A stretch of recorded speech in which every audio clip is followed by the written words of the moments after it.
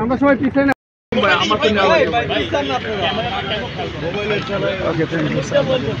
আমরা আমাদের ভারপ্রাপ্ত চেয়ারম্যান দেশনায়ক তারেক রহমান,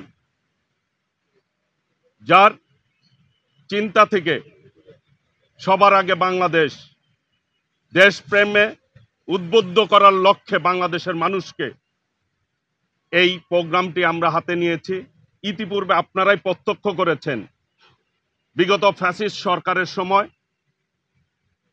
হিন্দি শিল্পীদেরকে এনে বাংলাদেশের বিভিন্ন অনুষ্ঠান করানো হতো জাতীয় দিবসগুলিতে। এদিন পাকিস্তানি শিল্পীদেরকে বাংলাদেশে আনা হচ্ছে বিভিন্ন পৃষ্ঠপোষকতায়। আমরা বৃহত্তর 4টি ডিভিশনকে আগে প্রথম চিন্তা করেছি। বাংলাদেশে যে পরিমাণ শিল্পীর প্রয়োজন, সেই শিল্পীগুলিকে আমরা মাথায় নিয়েই আমরা 4টি পুরানো বিভাগকে চিন্তা করে আমরা করছি: ঢাকা, চট্টগ্রাম, খুলনা, রাজশাহী।